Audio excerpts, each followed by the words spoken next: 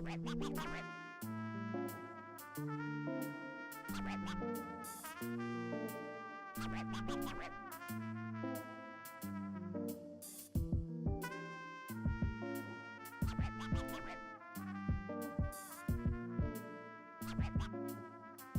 papi? ¿A dónde está papi?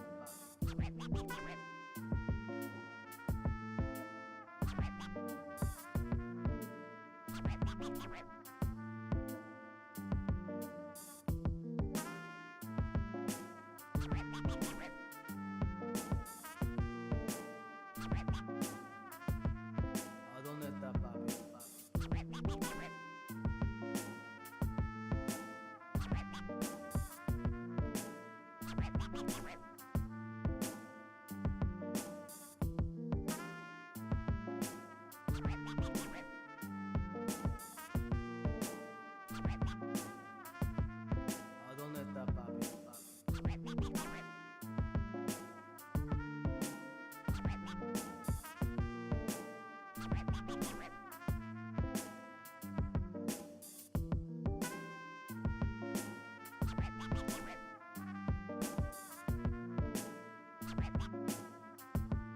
¿A dónde está papi?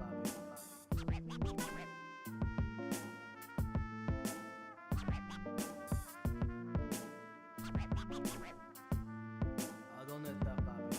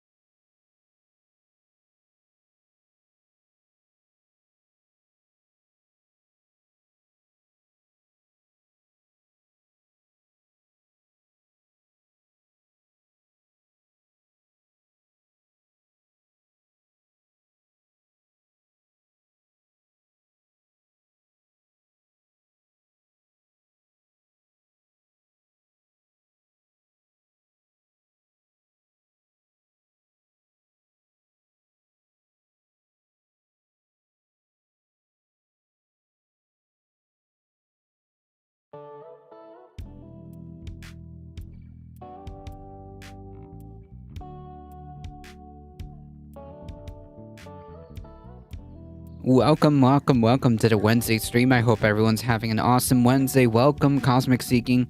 Michael Hassler, sorry I'm late. I had to deal with the racist troll. What? Here?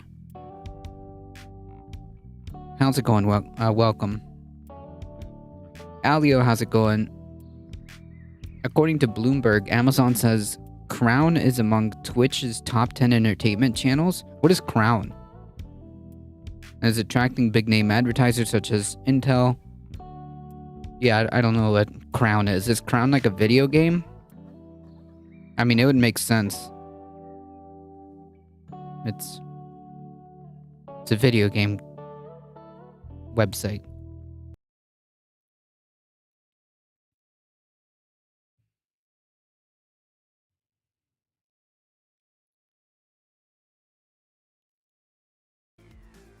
All right. I hope everyone had a fantastic Valentine's if you celebrate. This upcoming weekend is a long weekend, so that's good. Twitch was pushing Crown like a network channel. Crown is a network channel? I don't know what that is.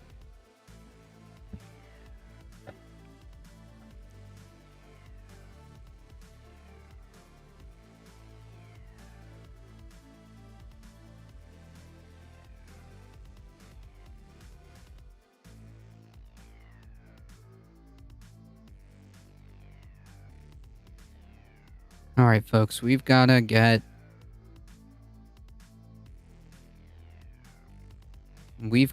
some stories started. It's already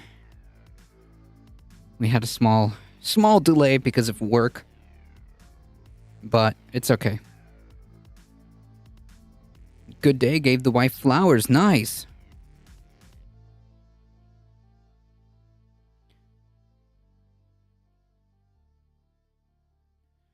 Amazon launched a Crown channel on its live streaming platform. The e-commerce channel is looking to flex its entertainment, blah, blah, blah.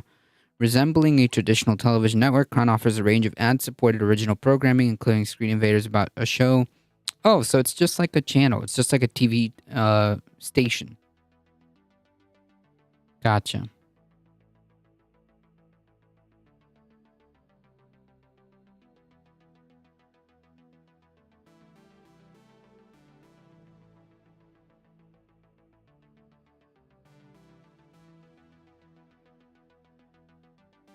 Sorry about that. It's like a TV station made by Twitch. Gave the wife flowers. Nice.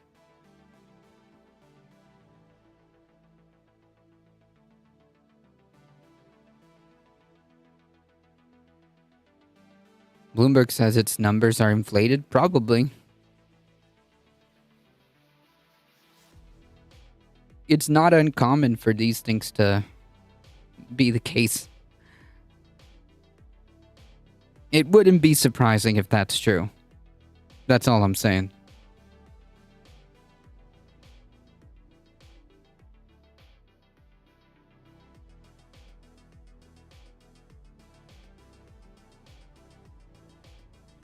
Alright, folks. We are a little bit short on time, so I'm going to try to run through some of this.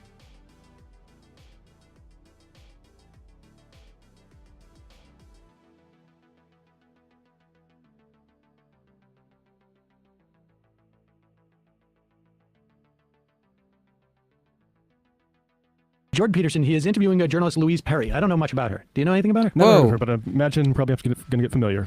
This is on the Daily Wire. And they're, of course, talking about, what is it, property crimes? Yeah, right. I mean, yeah, women. That's it. Yeah, but interchangeable. that's what I meant. Yeah, okay. That's right. Yeah. Yeah. It's called a homonym. Property crimes, crimes against women. Or no. actually, to be clear, I'm sorry. It's crime against the owner of the property. So it's really a crime against men. Let's be clear about that. That it wouldn't hurt feelings. There's also, I think, an element of women being slightly physically frightened. Right. Well, it boils and down not to wanting personal to- rejection then, eh? Yeah. Which is a painful Right, thing to because deliver. that's the only excuse you have left. Yeah. Yep, absolutely. Well, here's something else that's worth pondering. You know, you talked about one of the advantages of the sexual revolution was the transformation of the idea that rape was a property crime, let's say, into a crime against the woman herself. Right. So just to kind of be clear, the way it was viewed is that it wasn't necessarily a crime against the woman. It was more, really, the way it was viewed, more of a crime against the man, you know, the property owner. Let's watch Jordan Peterson do some mental, Olympic levels of mental gymnastics here. And I would say, look, I don't have to preface this by saying that this guy's gross, but just saying. Heads up, everybody. have plenty of sympathy for that perspective. And I think it's fundamentally true. Yeah, like, I have plenty of sympathy for that perspective, but...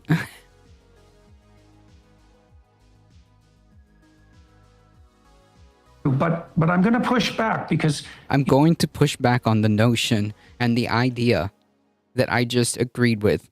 And that idea is that rape is fundamentally a crime against women, which it is. And he wants to push back on that idea? How? you know, all this is all very complicated.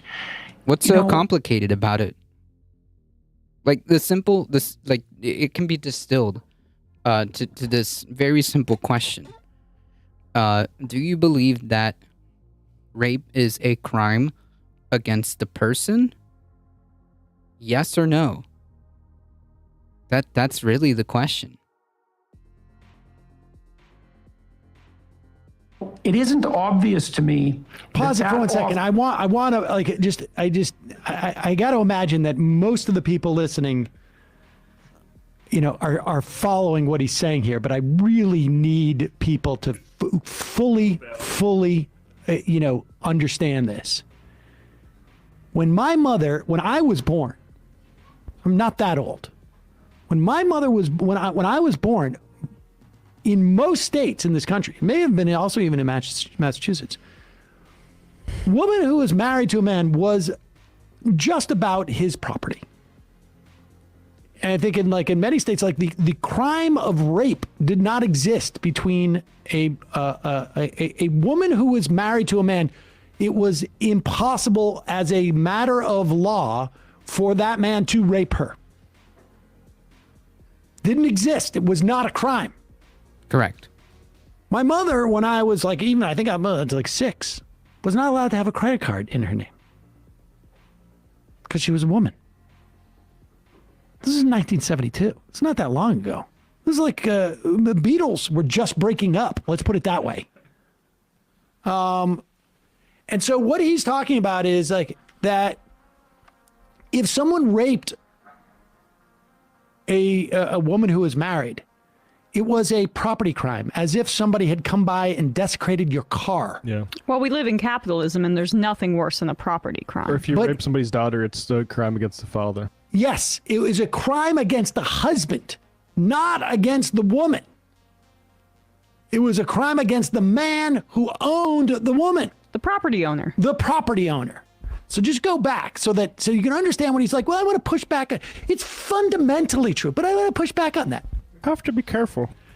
Gotta be careful about, they're going to be walking around and having their own podcasts. And God. Man. Sam's got to work on his Kermit voice. Here's something else that's worth pondering. You talked about one of the advantages of the sexual revolution. Yeah, like what else? What he starts off the statement by saying, Fundamentally true, but I want to push back on that. Have to be careful. Gotta be careful about, they're going to be walking around and having their own podcasts. And God. Here's something else that's worth pondering. he starts off by saying, here's something else that's worth pondering. What do you mean worth pondering? What are you pondering? Is it not a crime against the woman or not? There's nothing more to ponder in the context of this conversation. There's literally nothing else to ponder. You talked about one of the advantages of the sexual revolution was the transformation of the idea that rape was a property crime, let's say, into a crime against the woman herself. And I would say, look, I have plenty of sympathy for that perspective. Lots of sympathy. And I think it's fundamentally true. But I'm going to push back because, this is all very complicated. It isn't obvious to me that offers women enough defense. What are you talking about? The acknowledgement that when a rape happens, that it's an actual crime against a person? You don't think that offers defense? What are you talking about? What does this have to do with that? And so the counter argument might be if... No, there is no counter argument.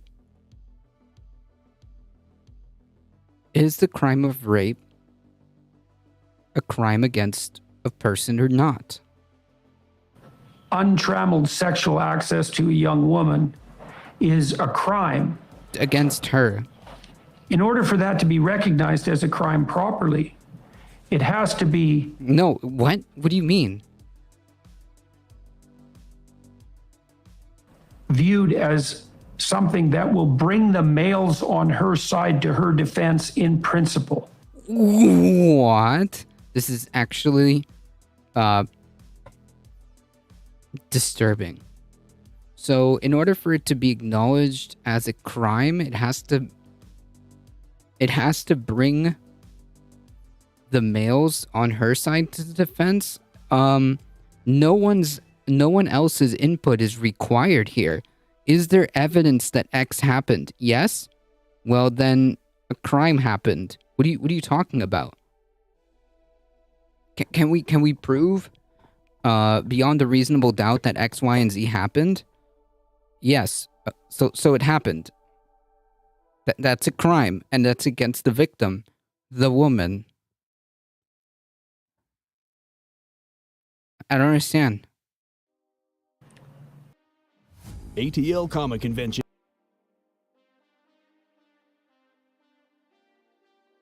Now, maybe not, right? Because you could say, well, maybe we could set up a... So this is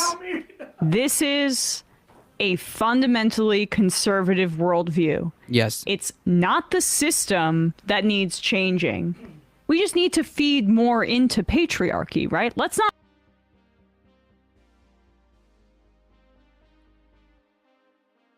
The verbal gymnastics necessary? Yeah, the verbal gymnastics that are necessary to excuse or to kind of like will this logically is amazing. Maple Leaf Dragon, X, Y, and Z happened. Why wasn't it informed? Because not enough men have declared it so, Maple Leaf. That's the real issue here at heart. Not challenge that notion. In order to get women's rights and a violent crime against her respected by a legal system, let's kind of turn the clock back and make it so that it's more of a crime against the men in her life. What if she doesn't have a man in her life? Well, I don't know. That so that she can be recognized. Let's not use. You see, yeah, understandable. Yes, yes. He shouldn't use his platform to challenge notions of patriarchy and to promote the idea that women in and of themselves are people who can experience crime and violent crime. Let's just make it a little bit more male focused, because like he is speaking to young men, and what he fortifies with them on a daily basis. Yeah, he's speaking to like the cringy ass like MRA types. That's who he's speaking to.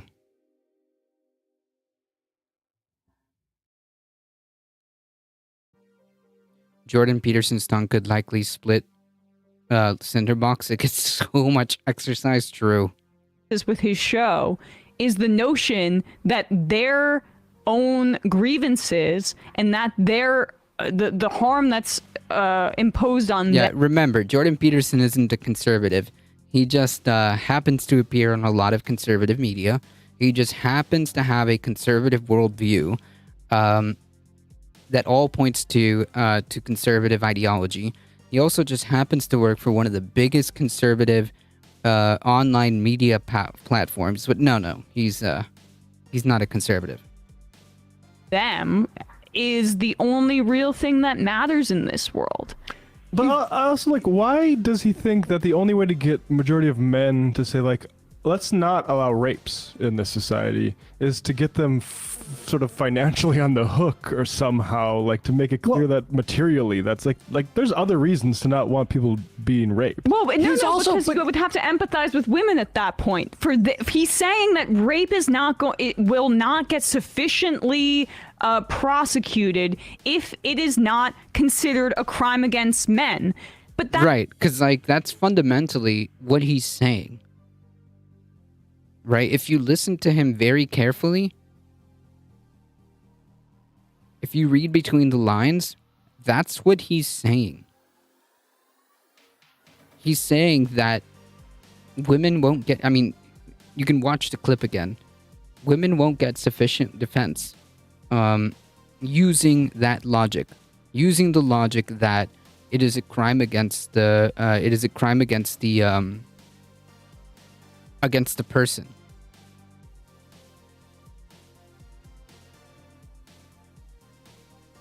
He's trying to make it, he's trying to make the argument that it is actually in women's interest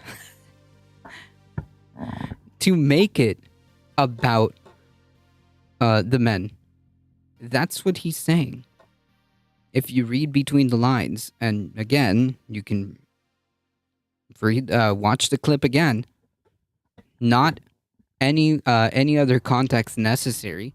Just watch the clip again. Someone buy Jordan Peterson a flashlight. Oh man.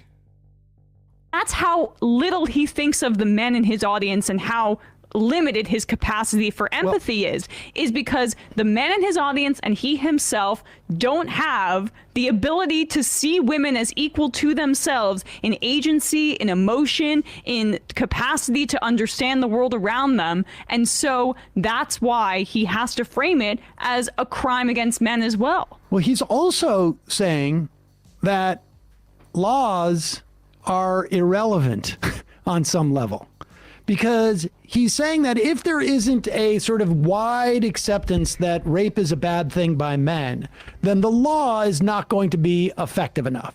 The law is really, to him, just an extension of God anointing men as being in charge of society, and that the law is, in many respects, he's saying here, a fiction if it is not embraced, if it is not enthusiastically, men aren't enthusiastically invested in that law.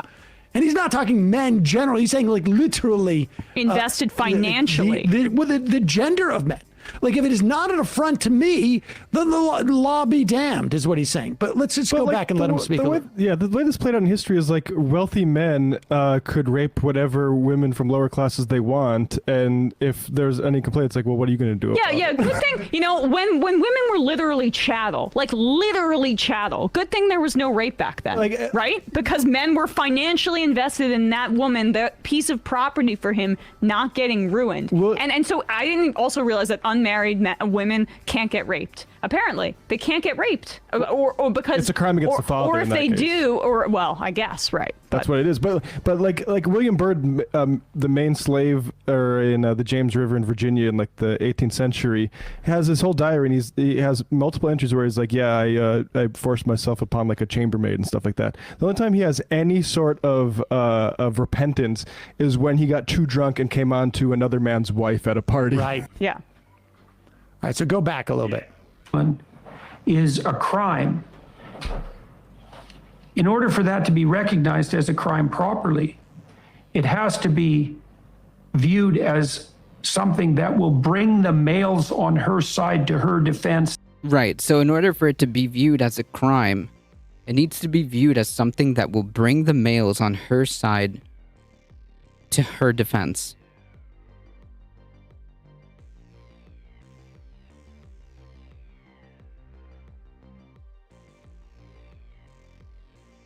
Yeah. In principle. Now, maybe not, right? Because you could say, well, maybe we could set up a society where... In principle, like, what is he saying here exactly? Can we turn society over to women for like 20 years or so and see what happens? Yeah, that would be a good societal experiment. Merely, quote, transgressing the rights of a woman to say no is sufficient. But it's not obvious to me that that's sufficient. Like maybe sufficient means not only do you violate the integrity of the woman in a fundamental sense, but you enrage all of her male protectors. And then that's enough of a barrier, because God only knows how much barrier we need. And obviously... That's incredibly cringy. That is incredibly cringy. Someone needs to ask JP if he has ever seen a woman naked before. I can answer that. Probably not.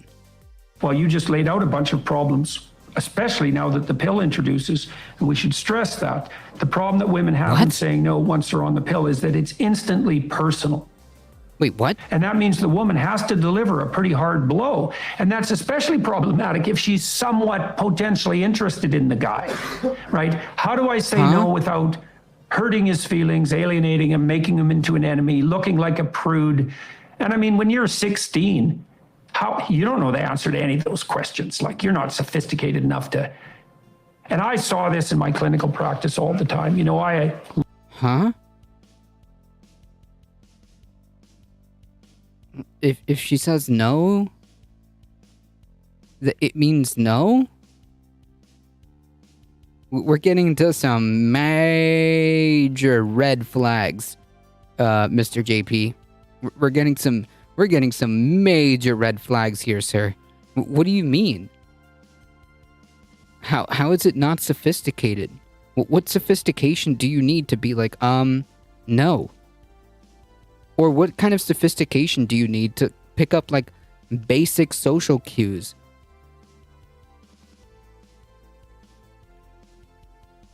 Basic social cues of like somebody being uncomfortable. What are you talking about? Is there something you would like to tell us, Mr. Peterson? Lots of women in my clinical practice who were abused serially. And, you know, they were generally stunningly unsophisticated in their conduct. And I'm not trying to. What do you talk? What does that even mean? Unsophisticated. Why is it on the woman? Why is it on the woman and not the... You know, there are two people here, right? There's the person that we're talking about rape, right? There's the person that is, forcing themselves on somebody else, right? Hello? How about rape should be a crime against sentience? Yeah, there you go. To blame the victim. I'm just saying that. But you just did, though. Wait, stop. You just did. You basically made the implication that, we'll use his example, that the woman in this case, the teenager, the girl, because he was specifically talking about an underage teenager, a 16-year-old, being unsophisticated enough to say, what are you talking about? The answer is no. Or if you're, you're telling me that there's no way, then these folks don't have any type of ability to discern, like, basic social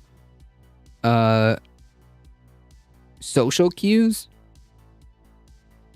or that, like, you're not able to have the basic understanding of consent, even, like, regardless of whether or not you have your full, like, brain developed at 16. I'm pretty sure you can have a concept of consent, right? This is why it is so important to talk to kids about how consent works. This is why it's so important to talk to kids about sex ed in a proper manner, because it teaches them, like, all these concepts, right? I'm not understanding, unless he's against these things, in which case, red flag. We're getting some red flags. He means uneducated. If you're not educated, you're just livestock. I mean, yeah, this is kind of like the traditional conservative kind of point of view. Sophisticated women, and those are often those who've been. I pause it because he won't finish his thought. He won't finish his thought here because I was down to talk to my doctor.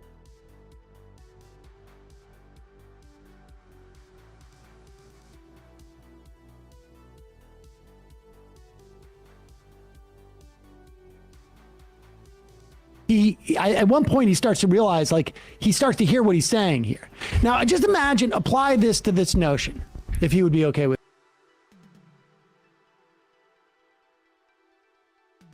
this. Maybe we need to have people own all of the property in my home so that if someone was to steal it, there'd be enough people who are upset to make it a real violation, as opposed to it being stolen from me. I mean, that's what he's saying there, except for his is actually more disgusting because it is, people.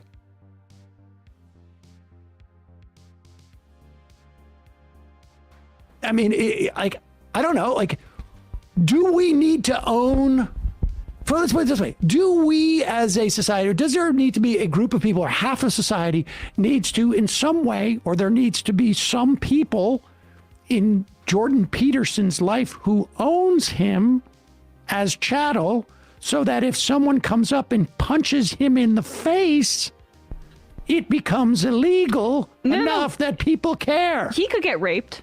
Jordan Peterson could get raped.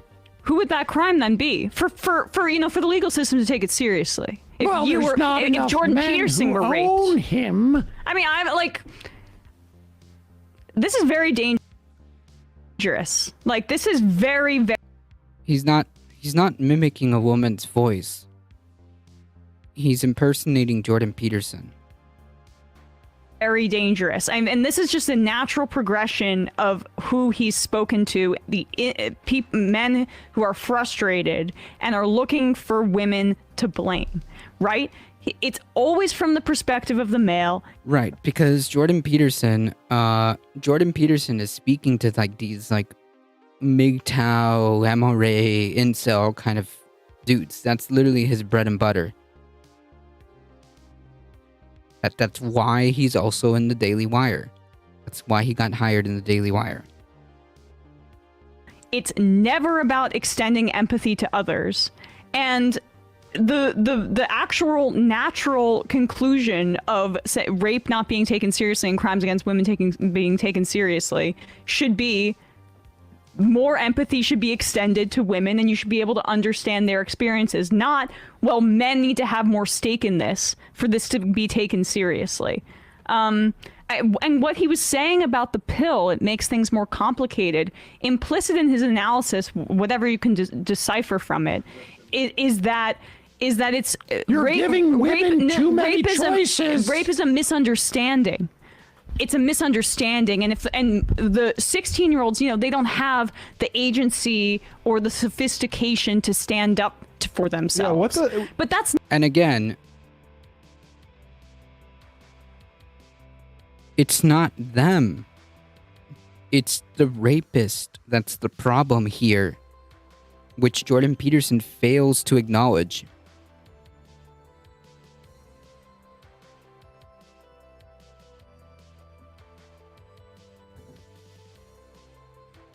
That's one of like the biggest red flag. I mean, like there's still like quite a bit on this video. But the problem here, well, in that section, the problem is that he's not even acknowledging the fact that there's a rapist.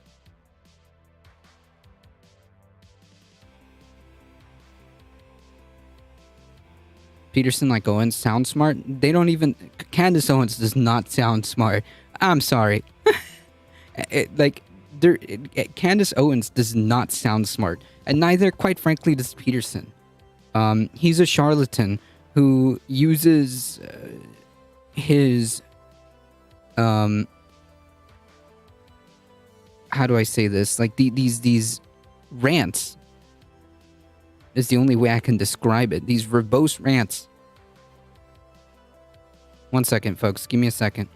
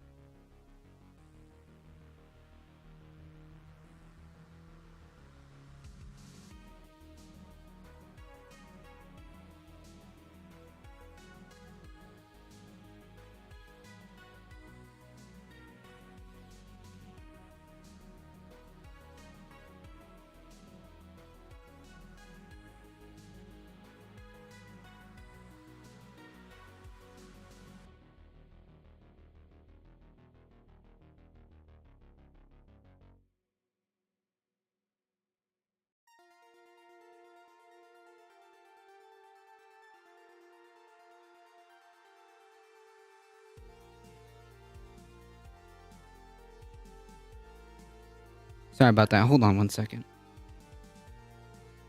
Hey, Heat, how's it going? Yeah, I accidentally hit the wrong screen. Hold on.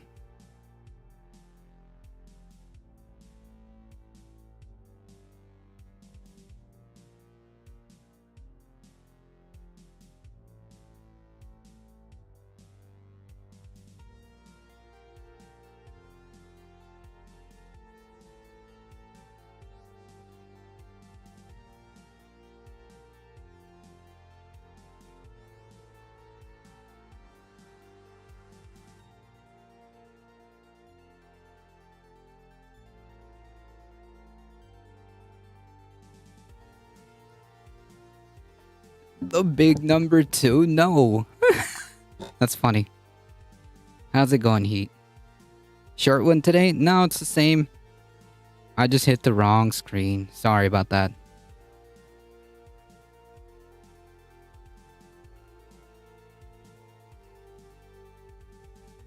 Alright, anyways.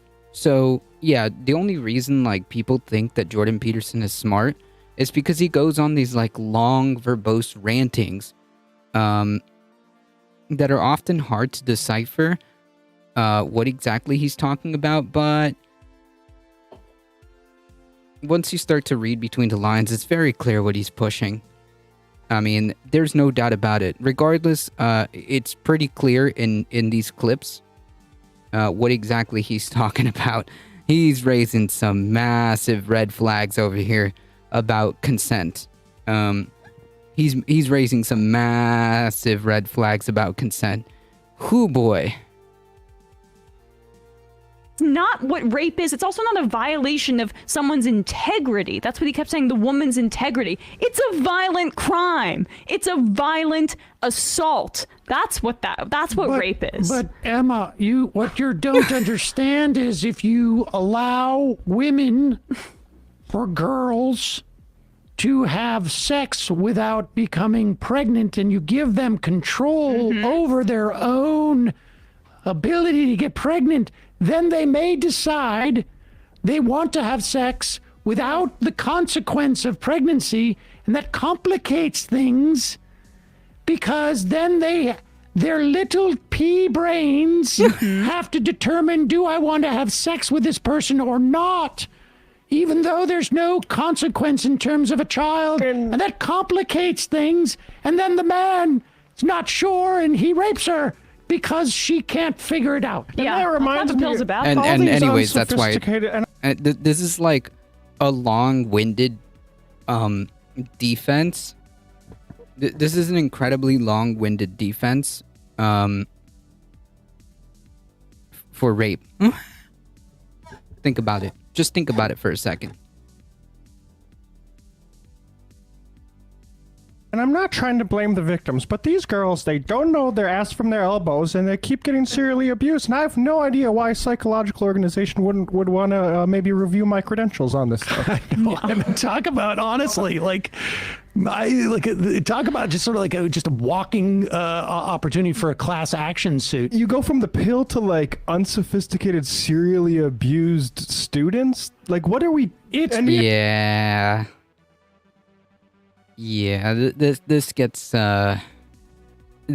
cringier the more I think about it. And you don't finish a thought a single time? Well, it gets complicated because they have the ability to determine that they might want to have sex without But they're getting stupid, pregnant. and they walk right into these things. All right, let's just keep playing this. If a man gets raped, I want to know who has the stake in solving that crime. I just want to know. Stunningly unsophisticated in their conduct, and I'm Again, what does that even mean? And why does that even matter? What are you talking about?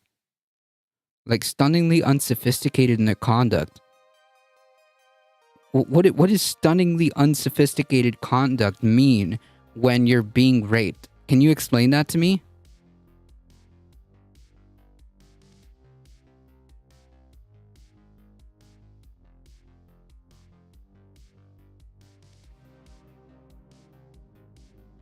Projection, true. Also known as hysterical. Yeah, dude, these women, hysterical. They just don't know what to do, you know? and they just don't know what to do. And TLDR, rape is, well, it happens. Jordan Peterson. Not trying to. Like, what are you talking about? Shouldn't it be also the actual perpetrator as well? Shouldn't this be about the perpetrator? I'm not understanding. Unless you're actually okay with that. Unless you're actually okay with rape. Edith Bunker defeated a rapist by throwing a hotcake at the criminal. Ha.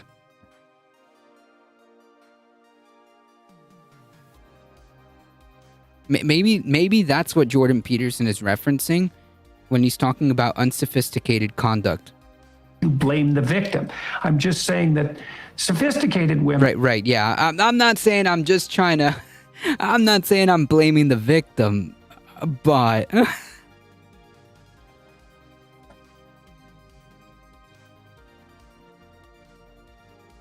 He's touching on the absolutely barbaric practice of rape as therapy. Jesus Christ. And those are often those they've had a lot of good relationships with men, brothers and fathers. What are you talking about? What does that mean? Sophisticated women are women who have had a lot of good relationships with men? Oh boy. Oh boy. Are we getting some we're getting just like a series of red flags on this guy. Holy yikes, Batman.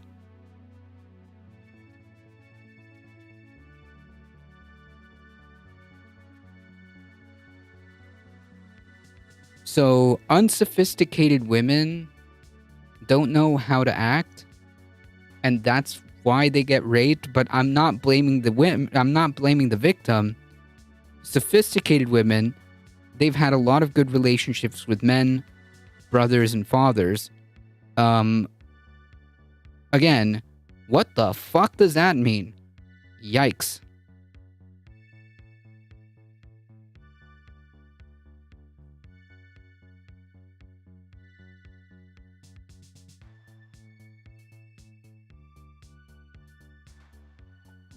And what if, like, the relationship between said woman and the men in her life have been bad because of the men? Does that make her unsophisticated?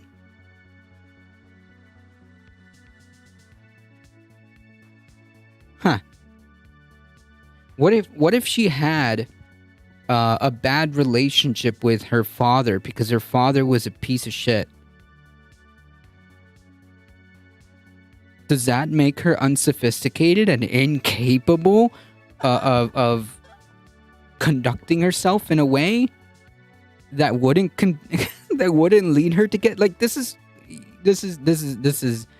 oh man, this is beyond the amount of red flags I'm getting from this guy is wild. Conservatives think women should 90% hate intercourse or any sexual act. No, they just shouldn't do it unless the man is the one that dictates everything here. Alio. According to Jordan Peterson and all these conservative, all this conservative gobbledygook ideology, yeah, the man, of course, is the one that's calling the shots here. Of course.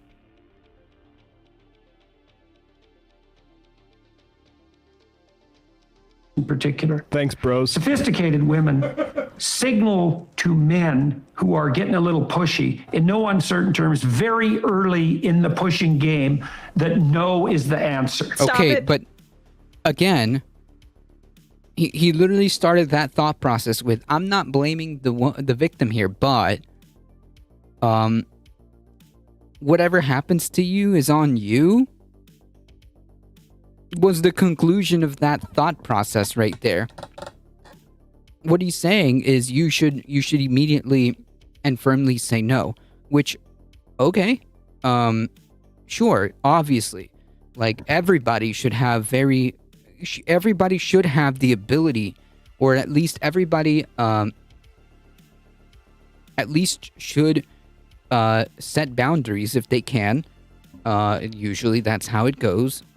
But sometimes it isn't just outwardly. Sometimes you can kind of tell if a person is uncomfortable.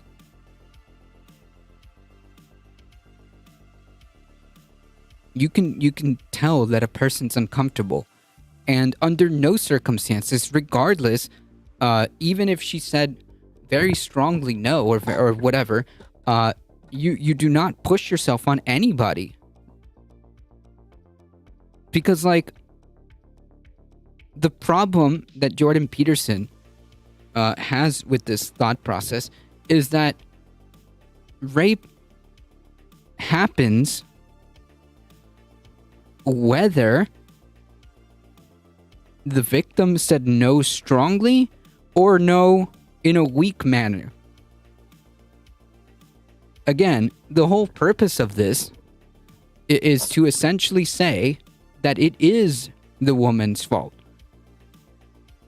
Because the whole point is that rape happens whether or not the woman says no strongly and is very adamant about her boundaries, has even attempted to push herself off, has even attempted to fight back. It doesn't matter. Rape happens because, despite the woman being sophisticated or whatever weird language Jordan Peterson is inventing here, rape happens regardless of whether the woman says no strongly or no weakly or no at all. The whole point is that somebody forced themselves on somebody sexually without their consent, which again raises a massive red flag. Methinks Jordan Peterson is not too on board with this concept of consent.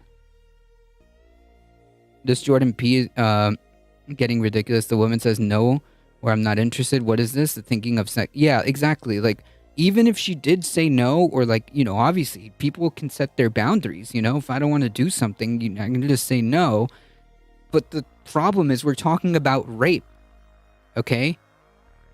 That's the issue that he's not acknowledging on purpose, I think. We're talking about rape. A person can be very firm about setting their boundaries and saying no, and the rape still happens. Sophistication or not.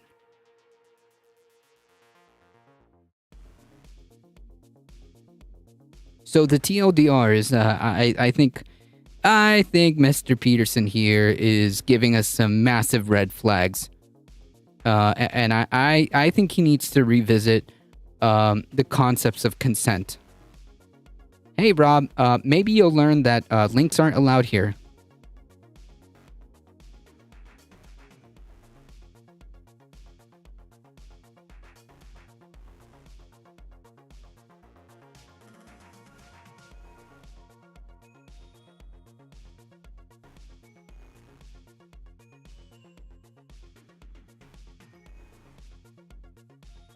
Pause Right. for Yeah. a sec. Okay, so that is him saying that women who have had good relationships with men, because you know, it's we, all, it all stems we from set it. you straight. Yeah, right.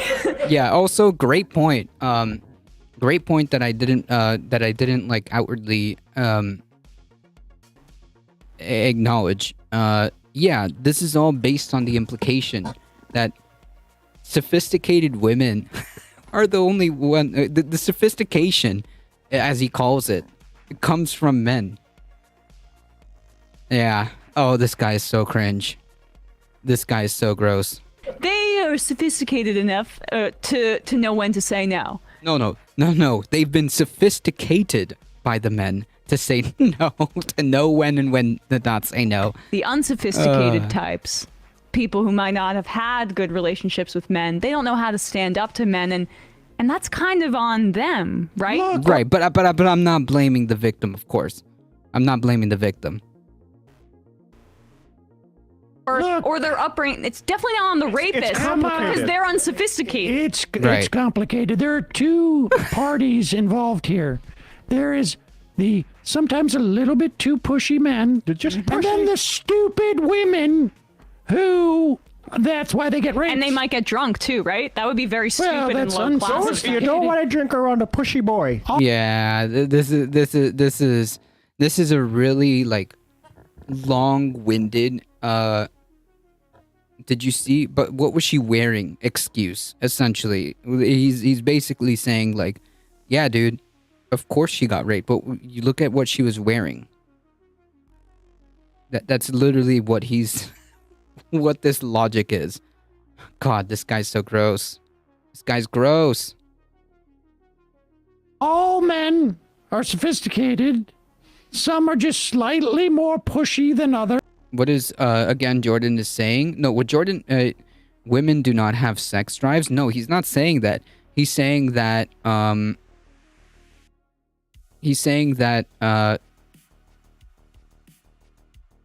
rape basically is on them. He's to summarize, as I just said, he's basically saying that did you see what she was wearing? That's the level of rape apology we're getting over here. And then you have stupid women girls and walking around like bimbos. now I want to make it clear, And it's complicated. not all women are stupid. The ones who have been trained by men in their life are more smart. There you go. But the ones who have not, those are the ones who don't know how to deal with a slightly pushy male who wants to slightly pushy themselves into that woman against her wishes. But she's unsophisticated. And He's saying it's not 100% on the rapist. But it is though. But it 100% is. That's the problem. That's the red flag. He's not acknowledging the idea of consent. Because even he's not acknowledging the idea of consent because as he just mentioned, oh my god, this guy's so cringy. As he just mentioned, the sophisticated women are the ones who have been sophisticated because they have good relations with their dad and brother and the men in their lives. In other words, they've been sophisticated by men. And even then, even if we just kind of like go down that thought process, like, okay, what if she had a bad father who's a piece of shit? Does that make her automatically I don't know. It's just really bad. This guy is giving me some massive red flags. Yeah, he's just giving. Someone could rape him because of a sexy voice. But I bet he'd learn then. He doesn't even have a sexy voice. He sounds like He sounds like a Muppet. Okay. And no, I would not wish that on anybody. Honestly, regardless of how disgusting I think they are as a human being. As a person, I would not wish that on anybody. As disgusting of a human being as Jordan Peterson is, yeah, no, I would not wish that on anybody. doesn't know how to deal with it. And I'm not blaming the victim. And I want to make that clear. I'm not blaming the victim. I've made that clear. In fact, I said that word.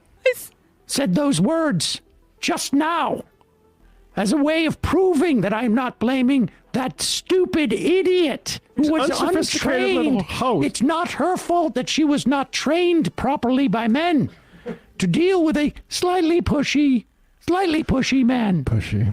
And of course, let's Jesus. have some sympathy for that man because society has told him he's got to be aggressive. And she's not giving it up because she's not smart enough to know. And she might be on the Yeah, pill, giving right? disclaimers is such a giveaway. Yeah, it's oof. This guy has raised so many red flags. Like he's basically doing away with the concept of consent. In his worldview or whatever, and what's going on in his mind. I'm trying to summarize. He's basically doing away with the concept of consent. He's not really about that.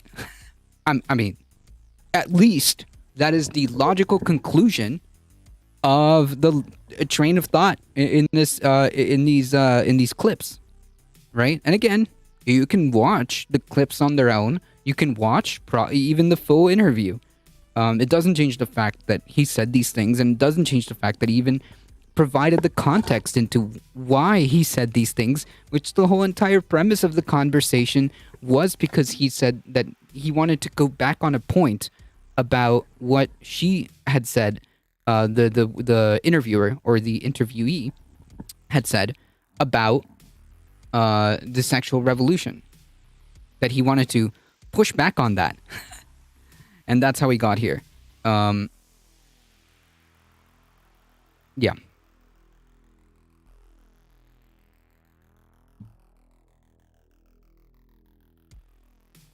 Non-consensual sex, yes, that would be rape. And Jordan Peterson is trying to justify this ridiculous opinion. Right, but to him, like, if it was up to him, again, just following his thought of logic, okay? Following his logic, rape wouldn't even exist.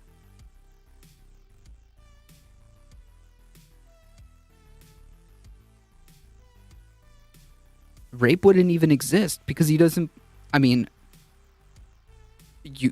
again, following his logic, it seems like consent, the concept doesn't even exist in his head. I wouldn't even risk my professional reputation by giving him a mic. 100%. She could be on the pill. Procreate with that consequence. That complicates things. Why is she on the pill? Just have an older brother instead. Why would you go on the pill? It's because you like sex. So then I have to, like, as a slightly pushy man, I have to compute. You like sex, but you won't have it. That hurts my feelings. Oh man, as funny, as the little like humorous aspects of this is, it's pretty fucking dark what Jordan Peterson is actually saying. When you think about it. It's not adding up. That hurts my feelings, and that's difficult, but I'm not blaming her, even though it's her fault. Signal to men who are getting a little pushy, in no uncertain terms, very early in the pushing game, that no is the answer. It's a game. If you do that really early on in the... Oh yeah, dude. If you say no really strongly, it stops rapes. Because that's what rapes are about.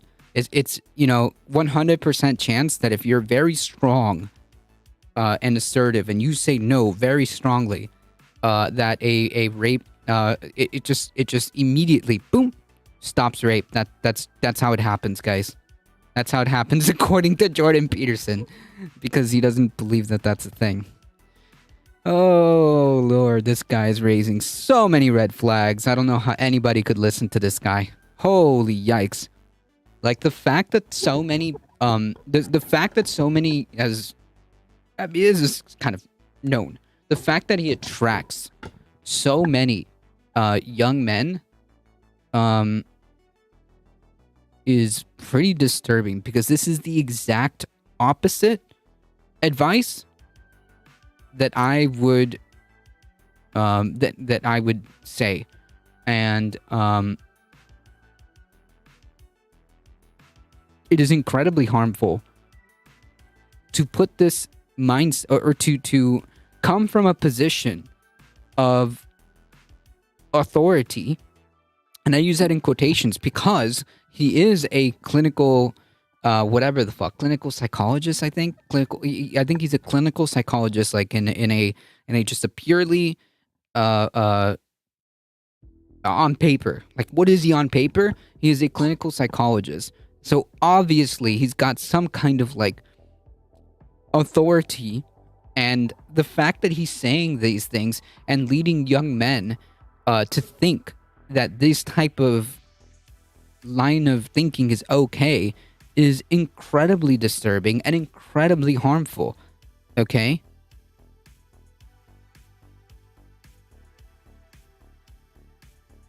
It's on the men, or it's on the men to establish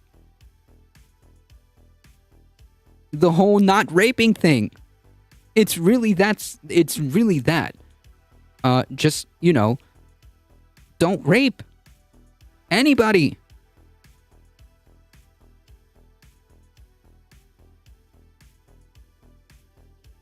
But he can't bring himself to do that. He can't bring himself to say, like, there are problems. There are things that men have to deal with.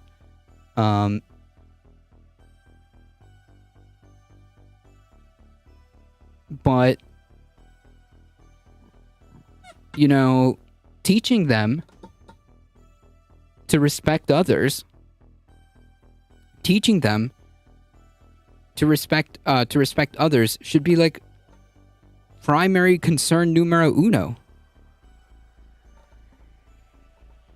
To understand consent and boundaries.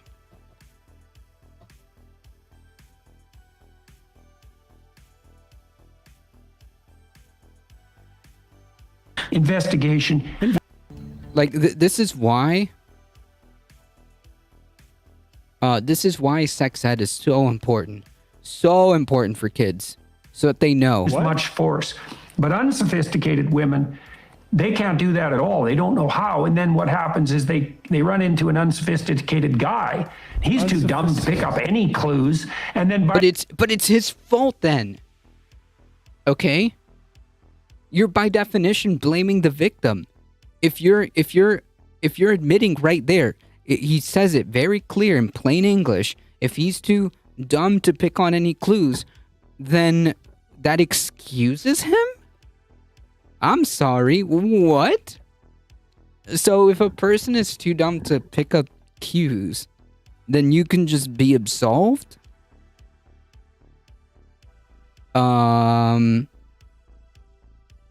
Red flag? Holy yikes. Okay. by the time she really wants to say no, she's already on the bed. I'll give you an example of this. What?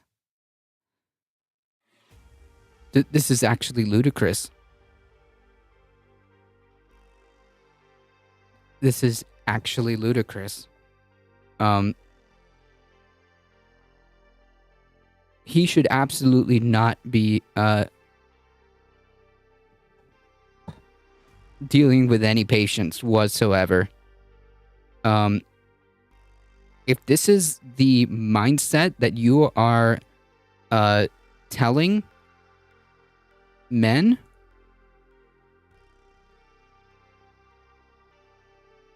that you're just literally disregarding the women,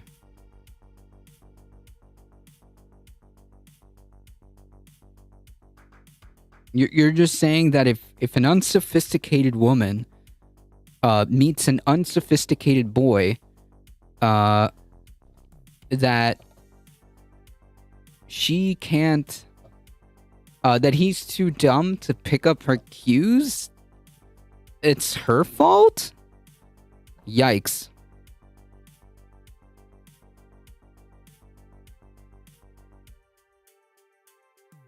And that, in next thing you know, then she's already on the bed getting raped, and I'm just saying. Oh my God.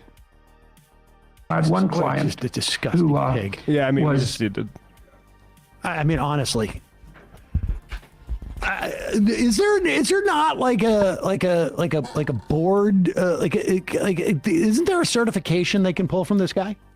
Oh no, he's being investigated and going to lose it. Oh, that's in the story, and That's fair. Well, I mean, they're canceling. It's him. unsophisticated. I'm being canceled. It's wokeness because I'm on the Daily Wire. That's what it is. Jordan Peterson says Ontario psychologist license may be suspended over public statements, and I could say can't happen soon enough. College of Psychologists of Ontario. Well, I mean, let's be honest here. I mean, it's not the fault of the man that they haven't been. The whole like meets an unsophisticated man. Like, yeah, that's because of like the rape culture that you basically exist to apologize. Right. That's exactly it. That's exactly it. They just probably put it in better words than I did. But yeah, essentially,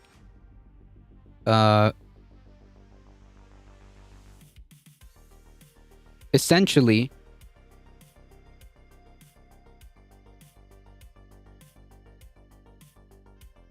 no, don't time them out. I want to keep deleting their messages until they fuck off. That's okay.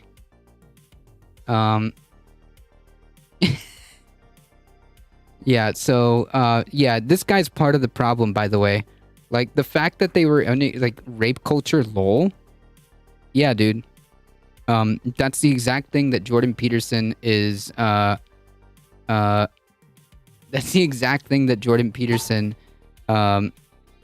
is playing defense for.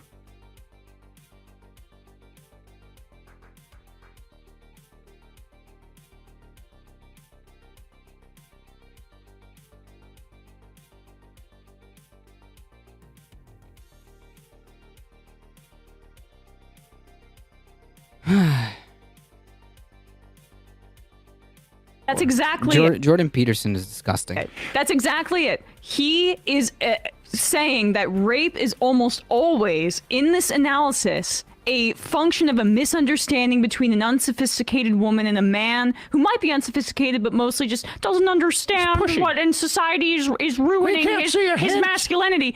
And then at the same time, he's pretending that he wants rape to be investigated more by making rape a crime against men who are either married to or the father of the woman. He doesn't care about the enforcement of rape because the entire underpinning of his argument is rape apology and rape denial. And of course, like there's some I mean, what's fascinating about this too is that he wants men to be invested through some form of ownership of the woman in the crime of rape. Otherwise, they won't uphold that crime there. But of course, it's unclear how many men are unsophisticated. It's pretty rare. And of course, if you have an unsophisticated man meeting an unsophisticated woman, then of course it is the fault of the woman for not at the beginning of the right. And like he even admitted that like, you know, it's, well, if he's unable to see the cues, my guy, if he's unable to see, if he's unable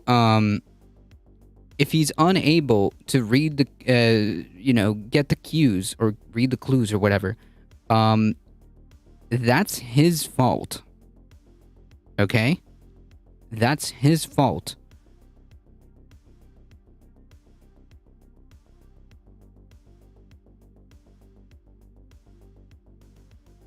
It's very simple. If he's unable to read the cues or whatever,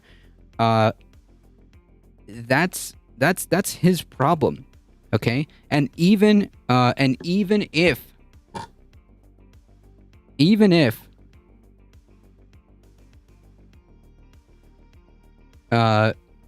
they say in the most sophisticated, in his using Peterson's word, way, no means no means no means no, a rape can still happen regardless. Hey, Bri, how's it going? People are stuck on that neurotic post-rehab fearmonger that's about to lose his license. Yeah, it's also probably like this all-meat diet that he's on. I don't know. He's just in some other world, raising a lot of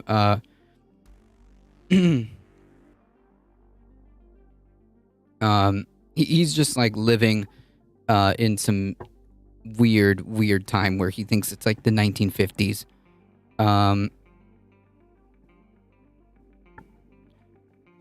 Yeah, you know what? You were right, Michael. You were right, Michael Hasser. If you want to do the honors, you may.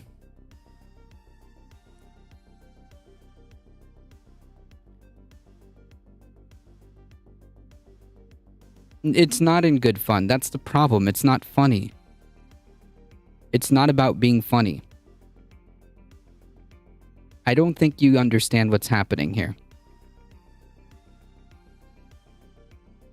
Barney Miller had an episode called Rape in 1978. Said you had to anticipate and romance and talk to the woman about their needs before intercourse. Yeah, well, yeah, the concept is called consent. Yes, of course. But Jordan Peterson is saying that there could be a scenario, or in his worldview, that consent doesn't actually exist.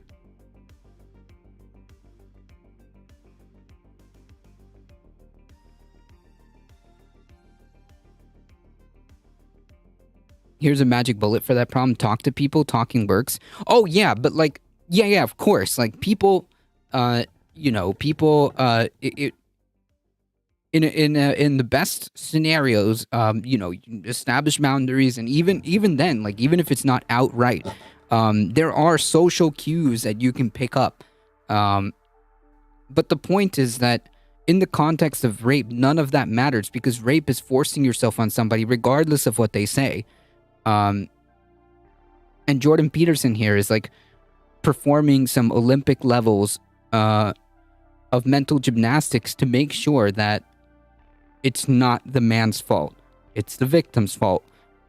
That's the problem here, among other things. Among like the fact that like he's also giving us some massive red flags about consent, talking about how like unsophisticated women just don't know how to properly whatever, but sophisticated women are women who got that from good relations from men, usually fathers and brothers. Yeah, there's social cues, but the best thing is not to try too hard. Yeah, like yeah, but that's on you. That's on us. That's on us. That's on us to be like the primary directive. Should be on us.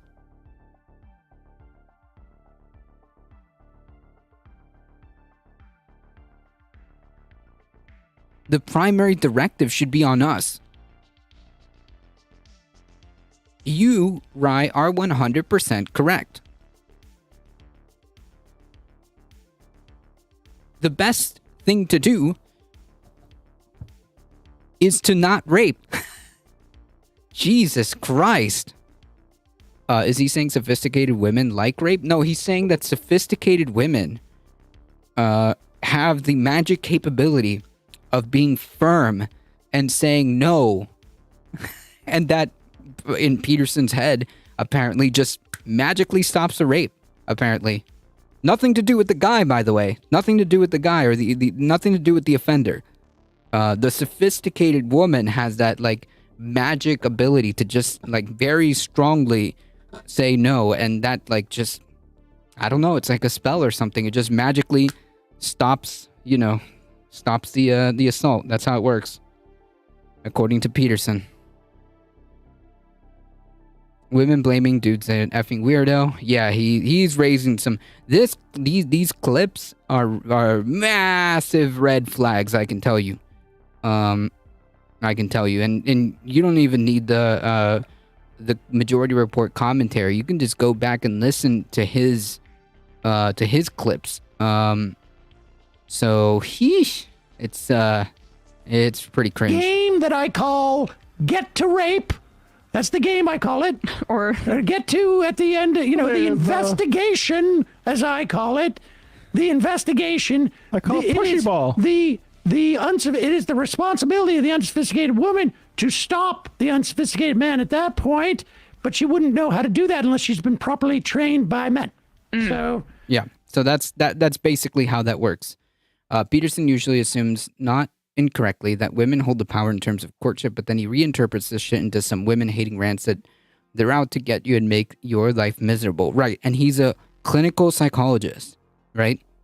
So he's kind of like perched on this kind of center of authority, right? Like he's perched on that like authority, and then tells young men this kind of stuff. To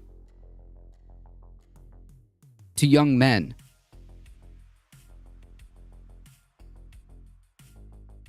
So he must be he must know what he's doing. He must know how bad this actually is. How bad this rhetoric and this advice actually really is. It's exactly the opposite of what you need to be telling people. Like,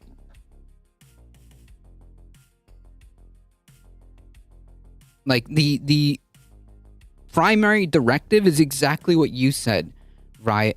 It's on us. There might be social cues. She might be very upfront, but it's on us. Peterson, yeah, exactly.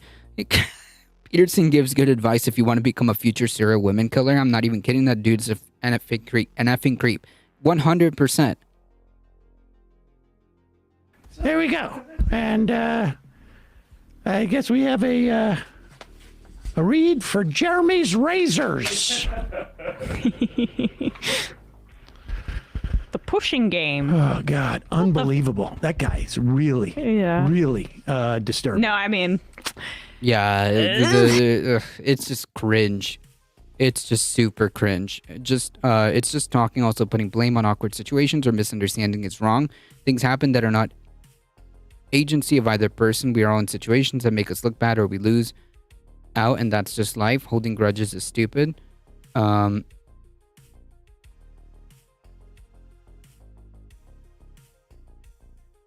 Yeah, but like the problem is that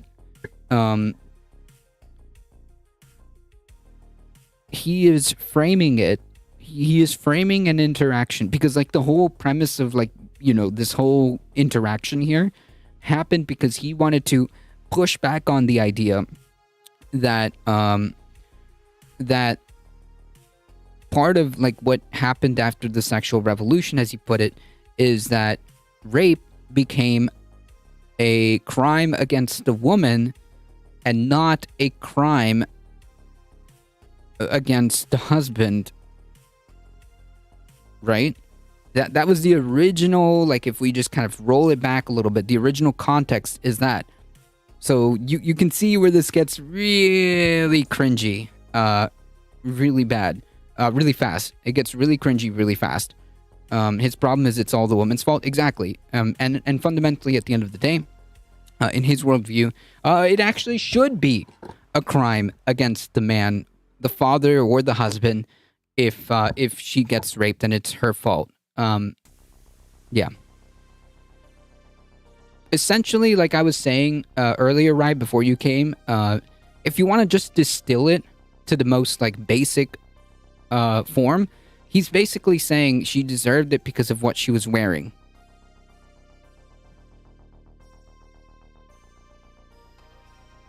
Peterson has often stated that the sexual revolution is to blame for why traditional families and dating scene is going to shit, because women have agency over their family planning. No, yeah, he kind of gave hints to that too. He kind of gave a hint to that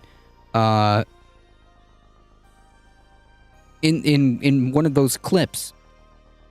Careers and men feel intimidated by that. Like, man, if you feel intimidated because women, like,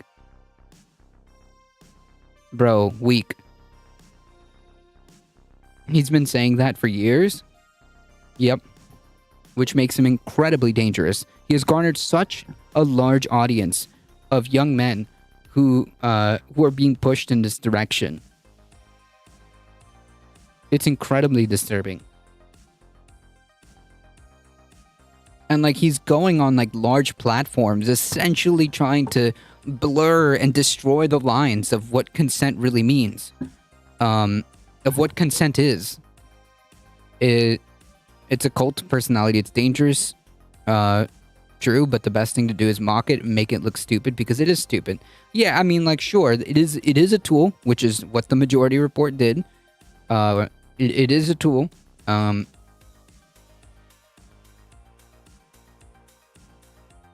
I just wish people saw past like his like ranting, his like very verbose rantings that make him look smart, and I just hope that like people see him for who he really is, because when you kind of read between the lines, it's very dark. It's very dark, not only because of the implications or the natural conclusions of his logic, but it's because he is a clinical psychologist. So he should know, and he does, which makes me think he's doing this on purpose.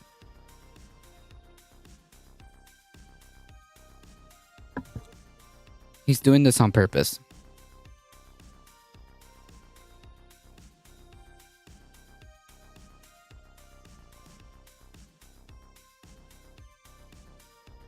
His interpretation is completely misguided. He believes the stuff that he says, but he also plays it up for his young alienated male audience. Yeah, sure, but he's not yeah, sure.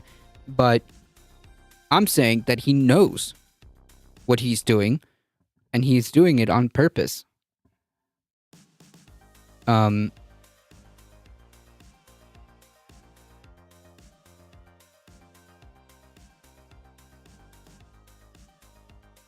You're giving him a little bit more charitability than I am.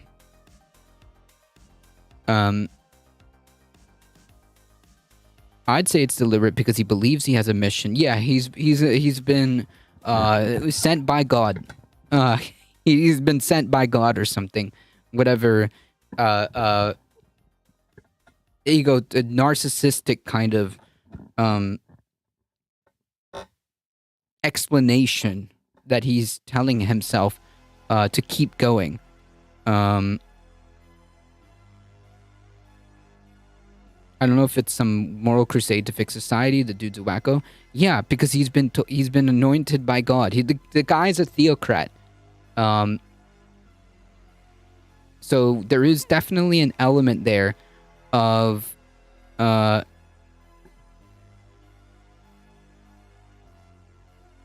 there's an element there of what you're saying of some type of like moral crusade. Because he is a theocrat, so he probably thinks that this is some mission given to him by God. But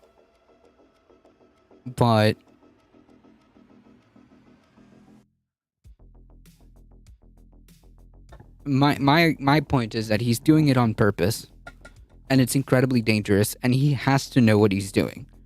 He has to know that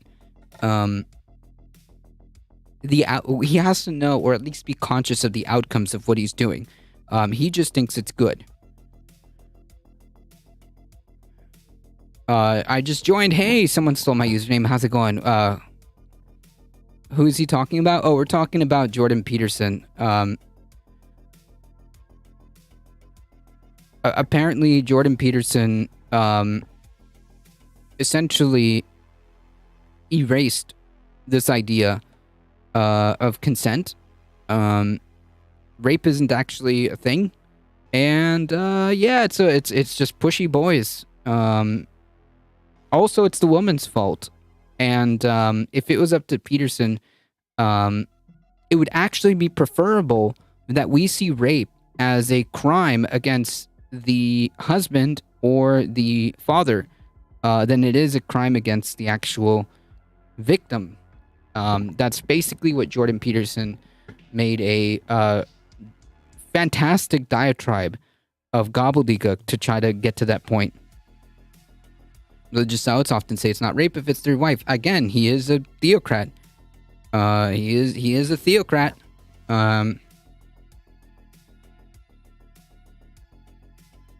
Yeah, women as property. Cool. Yeah, that's basically what Jordan Peterson would prefer. Because, you know, I gotta push back on that, as he said, after acknowledging the fact that it's the right, like the obvious thing is that like if a violent crime like rape is committed against a person, that person's a victim. But the way, like maybe we should just play like the little initial clip to kind of drive the point. To kind of just drive the point since you just got here. It's not about politics, it's about pathology and antisocial behaviors. Yeah, from a clinical psychologist. So again, I'm having trouble thinking that like this isn't like deliberate. Peterson has a classic narcissist symptoms of projection and blaming the victim and co-opting victimhood for the perpetrator. Yep, 100%. That's literally what he did. Literally what he did.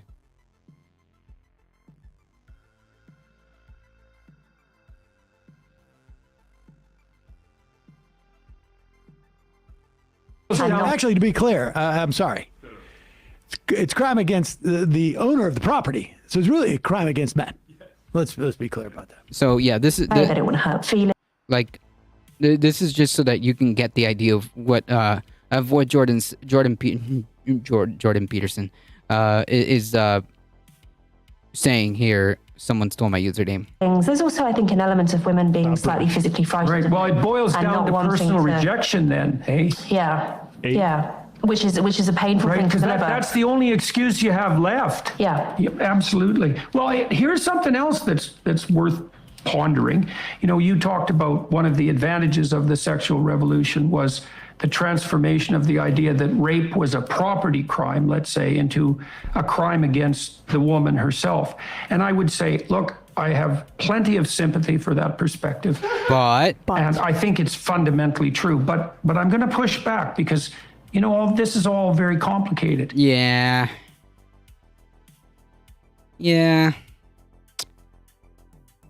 I think that kind of illustrates the point. I think it illustrates the point that I was making. Yeah, it's not very complicated at all. It's not very complicated at all. But he would have it so that it is a crime against the property owner, the man, because, and he tries to use as somebody just pointed out, SV Harkin, he tries to portray it as him helping women, because he then goes on to say, well, no, the reason why listen. I get what you women are saying, and I agree with you on like a fundamental level. But hear me out. I gotta push back on that. Hear me out. What if actually it's in your best interest if it is considered a crime against the man, you know, the property owner?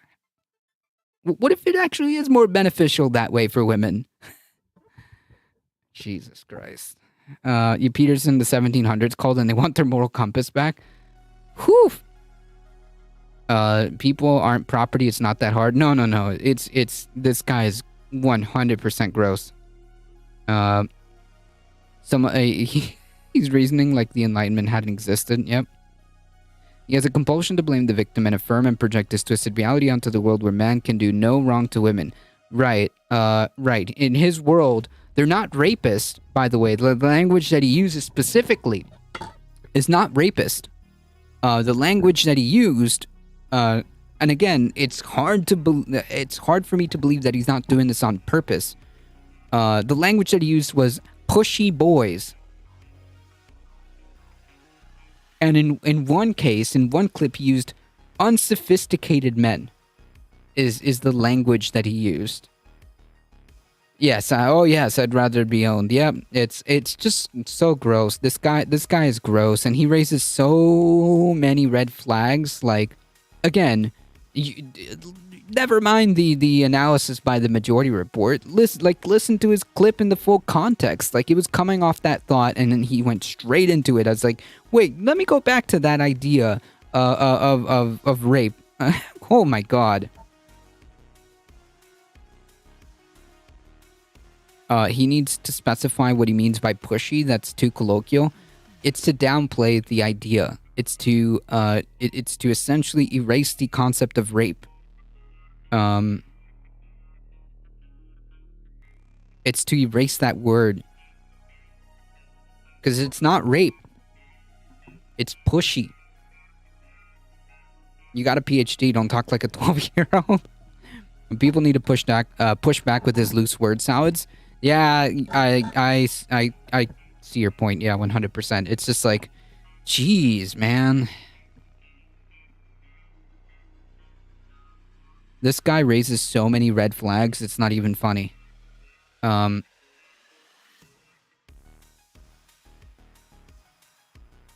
This guy raises so many red flags.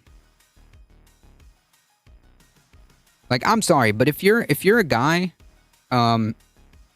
especially if you're like a younger guy,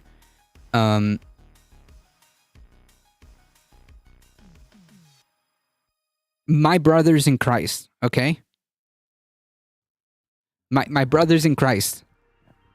The last person you need to be listening to is Jordan Peterson, okay?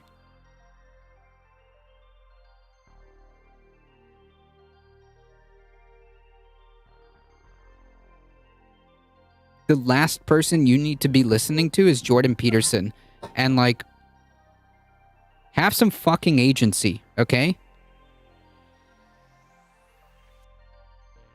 I don't know, modern society should treat him like those cardboard waving the end is nigh people.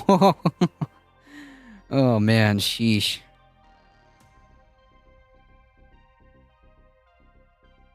Yep, he's got, yeah, the Daily Wire. He's not going away, unfortunately. They're literally raising an army of authoritarian personalities. Yep, of young men who might actually really need, who are looking for real advice. And here comes Peterson, essentially,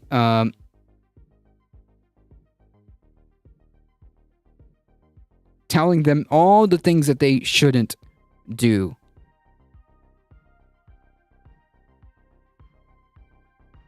It's wild. It's wild, and this guy's just gross.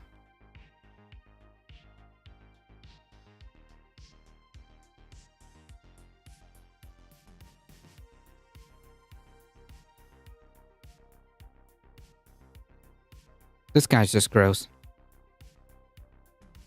But yeah, I mean, that's just conservatism, folks. Like, I mean, they're trying to destroy the social norms in a very specific and pathological way. Yep. This makes perfect sense.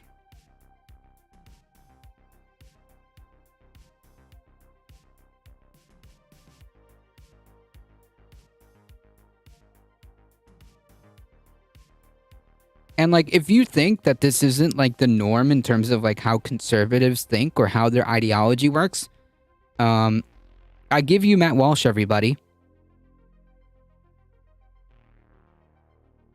Nothing more pathetic than the coping done by a childless woman pushing 50. She could have kids and still be doing basically whatever she wants with her life today. What the fuck? Kids aren't toddlers forever, and she could... Oh, yeah, dude. Oh, man. She could have her freedom as if, like, not having children or having children. Like, bro. And a family. Instead, she'll die alone. How do you know that? How? Because she doesn't have a whatever, dude. So of course I made the comment. Nothing more pathetic than than the coping done by conservative men, like Matt Walsh telling grown women what they should or shouldn't have done with their life. What a fucking clown! As if, like, this isn't an illustration. Like, what Jordan Peterson was talking about is completely in line with conservative ideology, conservative mantra.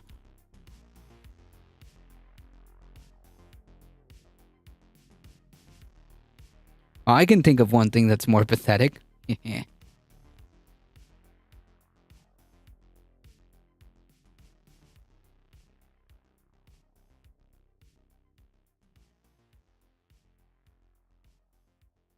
Yep. True. Pumping out a brat isn't the pinnacle of human achievement. I'm just saying. I don't know.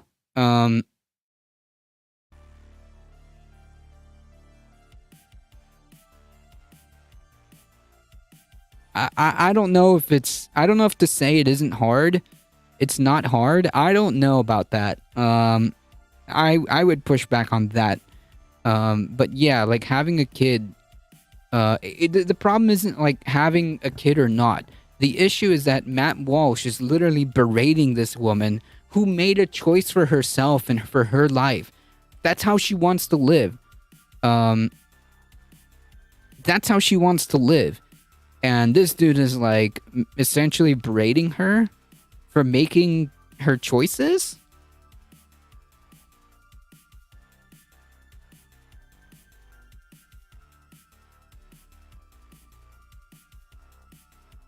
Yeah, no, women cannot women cannot make decisions, essentially, and if they do, they're not the right decision unless done by a man. That's literally what Matt Walsh is saying. Jesus, man. Yeah, exactly. A woman's worth is her. Yeah, that's the concern. If you want to be that blunt, honestly, that's probably like what conservatism really thinks of women, essentially. If you want to break it down, distill it, if you will, and in a crude way, yes, the only thing that conservatives find worthy about a woman is her vagina, essentially.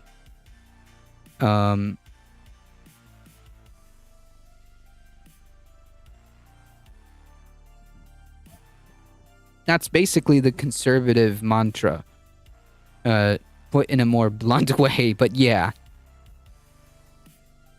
True. Alright. Let's see if we can get through, some of these here. We're gonna do this one pretty quickly. Dianne Feinstein won't seek re-election in 2024, so that's good. You know, yay. The question is, who is going to win that primary? I'm hoping Porter or Barbara Lee. That would be nice. But her official statement,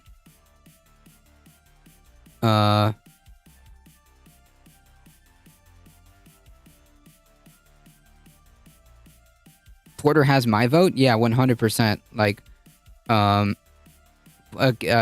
Katie Porter or Barbara Lee, I'm A-okay with either. Hey, KMO, how's it going? Honestly, I'm completely fine either way. So the official quote is, I'm announcing today I will not run for re-election, but I intend to accomplish as much for California as I can through the end of next year when my term ends. So essentially, it is official. Dianne Feinstein will not be seeking re-election, so that's a good thing.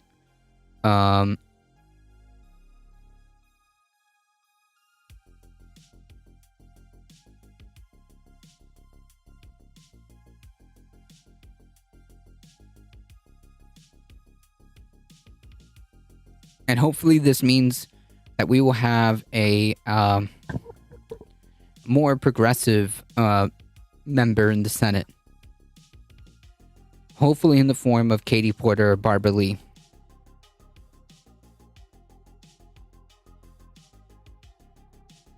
Yeah, it's her seat.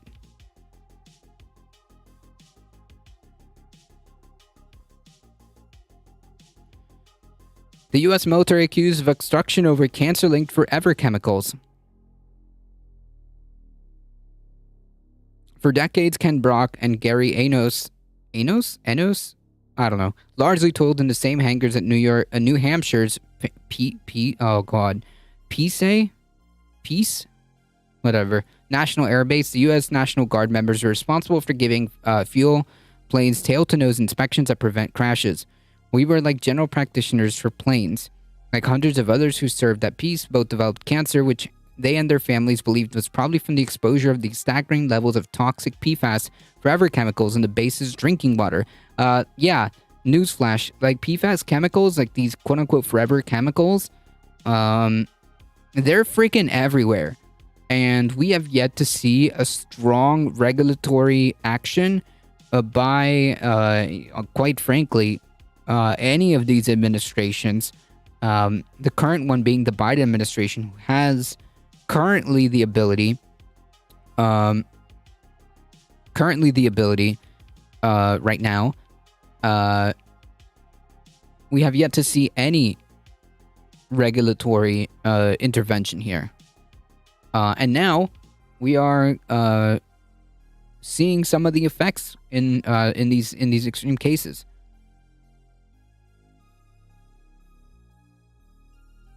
Comrade Scrungus, how's it going? Howdy, welcome. She'll be assisted. She will be in assisted living. Yeah, I wouldn't be surprised. Let's put it that way. Brock died in 2017, and Enos has survived 2 bouts of cancer. Despite the similar career path and illness, the military paid for Enos' care and disability benefits, but not for Brock and his surviving wife.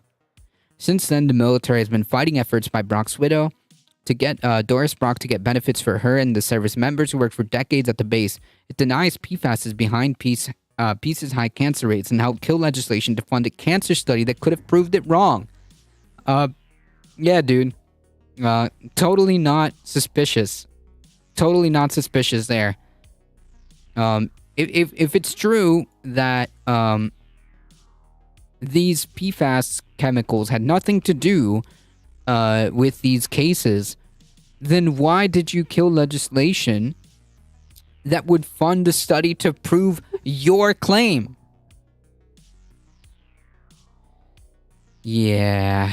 Yikes. Doris Brock is now leading the charge in a 2-pronged David versus Goliath battle. She and a group of veteran advocates aim to prove Peace's toxic waters behind the base's cancer levels, and on her own, she is pushing to change federal law so career National Guard members who do not have sufficient active duty time can still get veteran benefits. Though her husband died in 2017, Brock says she's still angry. Yeah, as she should be. He has been gone for 5.5 years, but it's gone from a personal nature to a this isn't right for everyone else still out there. So many people who worked in this base are hurting. Peace is home to the 157th Air Refueling Wing, and the base also holds 13 Superfund sites, which is a designation for the nation's most contaminated land. Jesus Christ. And you don't think that there might be some kind of link there at all? Among the pollutants are PFAS, a class of chemicals typically used to make thousands of consumer products resist water, stains, and heat. They are linked to serious health issues such as cancer, kidney disease, fetal complications, liver disease, and autoimmune disorders. Yeah. And none of that, you don't think that had an issue, a factor there? Hey, Carpet, how's it going?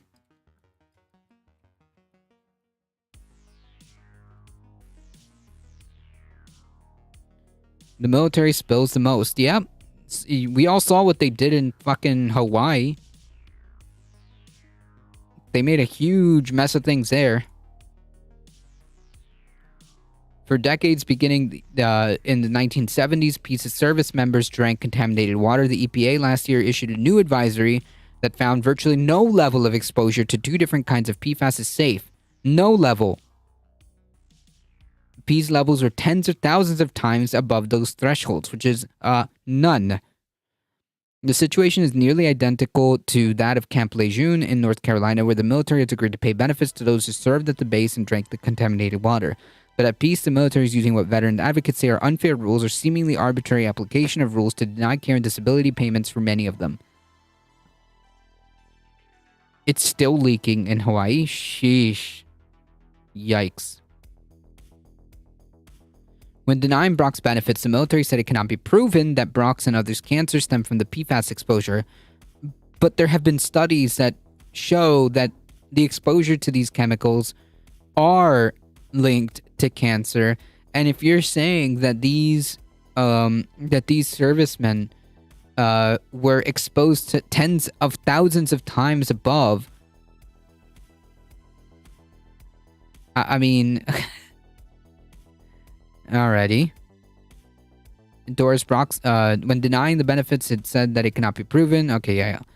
Doris Brock said, though Ken Brock worked full-time for 35 years and deployed around the world to serve during combat, the military initially claimed that he did not have the 90 days of consecutive active duty time required for benefits. The law is not about the victim, true. The New Hampshire Air National Guard did not answer specific questions about the situation, but Brigadier General John Podorek, noted that the National Guard was working on the issue as part of the Peace Health Working Group, which was established to find answers about cancers after pressure from Doris Brock. Ken Brock retired from Peace in 2005, and in 2015 tests revealed a bladder cancer that nearly advanced to stage 4, and the doctors gave him up to 5 years to live. In 2016, Brock applied for Veteran Affairs benefit that would have paid for his care and given him access to VA hospitals and qualified him for disability payments, and endorsed Brock for survivor payments after he died.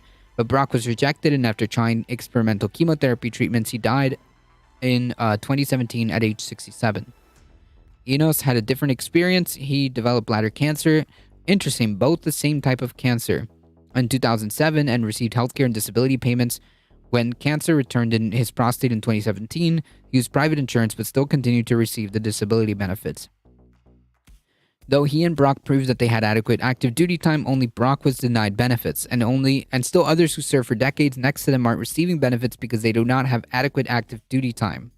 The situation is not right, said Enos, who's part of the working group. I want my friends and comrades to get the service they need to live and be compensated for what they have done for this country. Doris Brock said she was told by Veteran Affairs in 2016 it cost too much to pay for all the veterans to receive benefits. Excuse me? You're telling me that you consistently up the military budget to the tune of like hundreds of billions of dollars, and there's, quote, too much? It costs too much to treat the soldiers?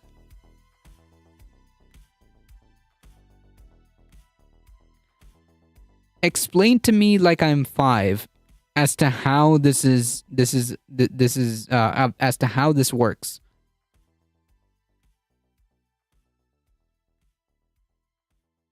They said that's why we have these rules. When I got mad enough to say, okay, fine, I'm going to fight to change the rules, she said on a research quest in 2016 to learn more about the link between Brock's cancer and Peace contamination.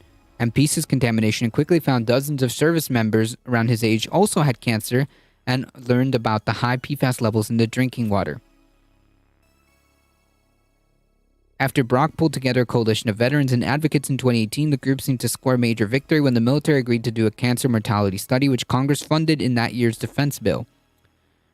But the military probably only agreed to it because they knew mortality rates are of limited use, said Mindy Mesmer, scientific advisor for the Peace Health Working Group. It only looked at death rates, and fewer people are dying from cancer because of advancements in medicine and early detection. If a bunch of people are getting sick from their service but not dying, then there's less case for the military to have to pay benefits. Still, the death rates at Peace are so high that the 2021 results revealed statistically elevated levels of prostate, breast, and lung cancer. Sometimes, as much as they try not to show it, they can't bend things that much that they don't admit that there's a problem. They can't bend things that much, and they have to admit that there's a problem. A mortality study also does not prove that the water at the base is behind these elevated cancer levels. Proof requires a cancer incidence study. Funding for an incidence study was included in the version of last year's defense bill, but it was stripped from the final Senate bill. That's convenient. Advocates say they were told by their congressional delegation that the military did not want the study, so it was left out. What? Wait, I'm sorry. Who's in control of the purse? Congress or the military?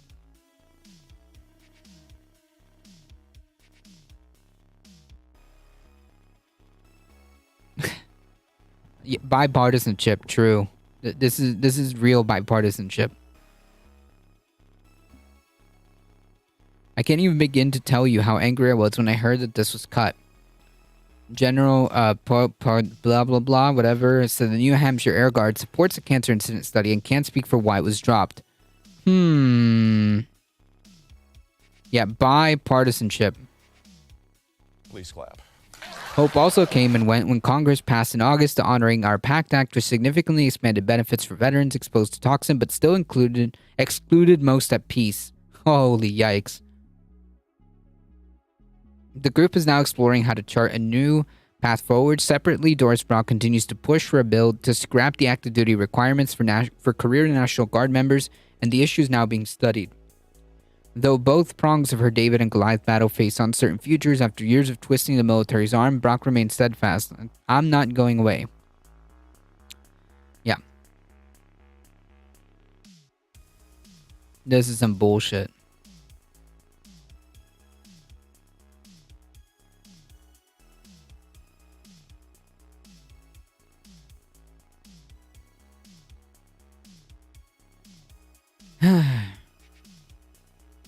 The U.S. will default this summer unless Congress raises the debt limit. This is on Republicans, actually. The United States Treasury will exhaust its emergency measures to prevent a debt default. Honestly, like, you can make the argument of like, oh, this is all bullshit. It's all fake. The way the debt ceiling works and the way the government's money, the way the money works is fake and whatever.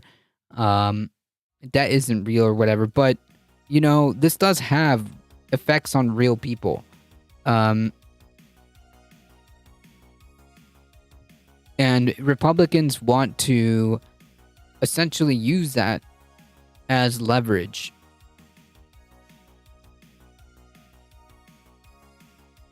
It's not real, but real enough. Yeah, but like it has, if I make my point understandable, if you can pick up what I'm putting down, it does have real effects for real people. And most of those effects are going to be blunted by the working class. And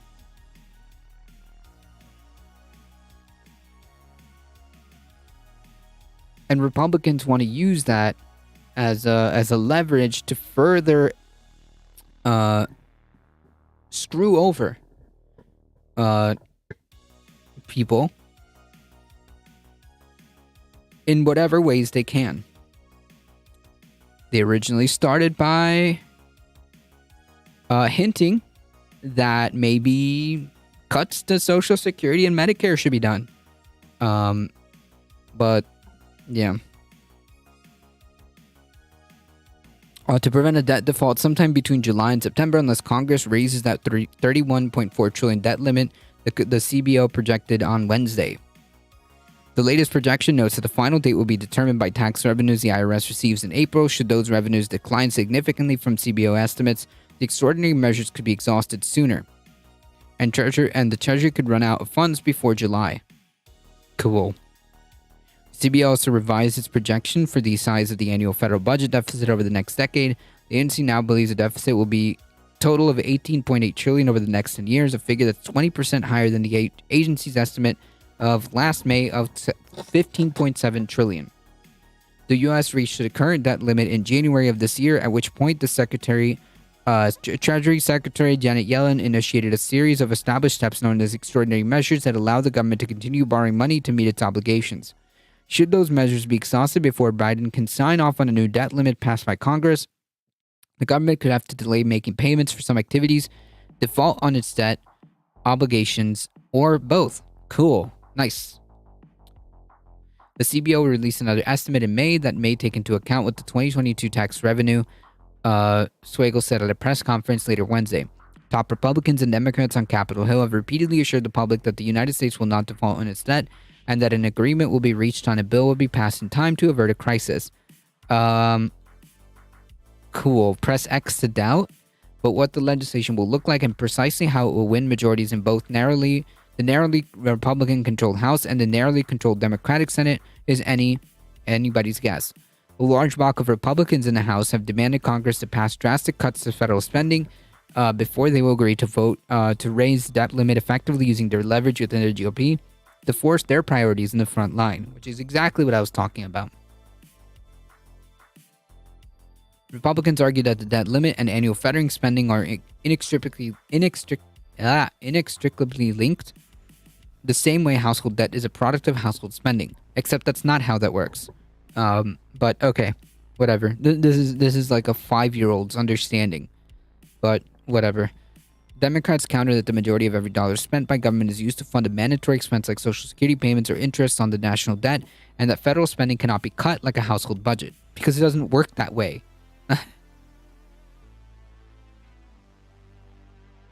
The CBO estimates released on Wednesday are likely to feature prominently in the upcoming debate over federal spending. The CBO attributed the significant jump in the federal deficit in the next decade to several factors, including the cost of legislation passed by Congress last year, the rising cost of Medicare, Social Security, veteran benefits, and future interest payments on a higher national debt. Meanwhile, the agency projected tax revenue will not keep pace with these rising costs. That's interesting. I wonder which administration passed one of the largest goodies, tax freebies for the wealthy. And certain tax revenues are expected to fall, like those from gas taxes, as more Americans drive electric vehicles. Yeah. Cool.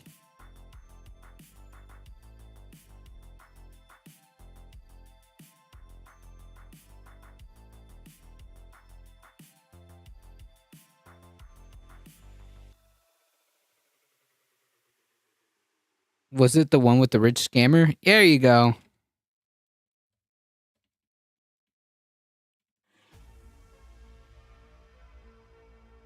That's the one. Of a certain orange complexion.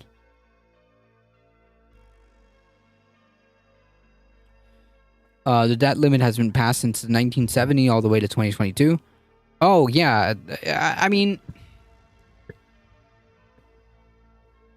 This is a whole other era that we're currently experiencing. So, yeah. We shall see. And of course, the only people who pay the price for this is the working class. Alright, folks. We made it. We did it.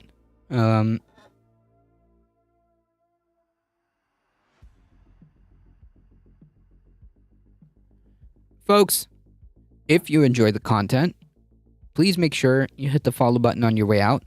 And if you have a second, head on over to the YouTube channel. Hit the big red subscribe button. It really does help us out. As 215 of you have already done so. It does help us out. Spread the word. We're here Monday to Thursday, 5 p.m. Eastern Time. Join the Discord for any updates on the channel. March 1st, there will be no stream. That's like a couple weeks from now. But March 1st, there will be no stream.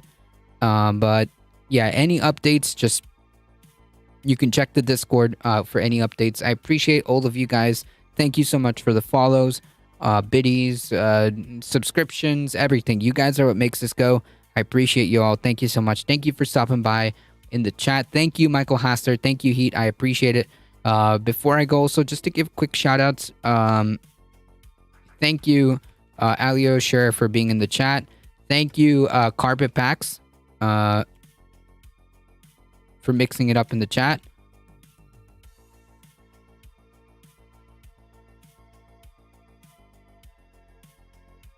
What? How come it didn't work? Hello?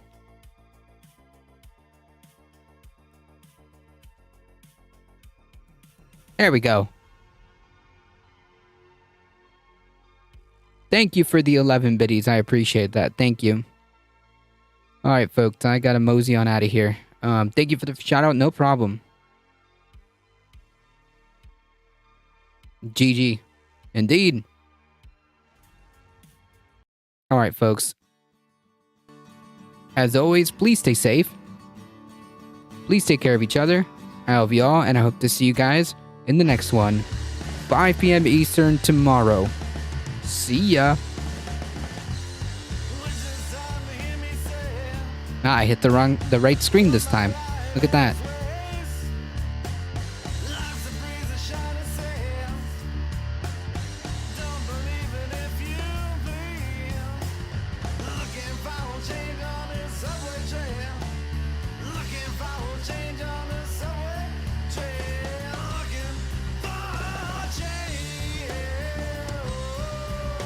Alright, folks, we're heading out in 5, 4, 3, 2, 1.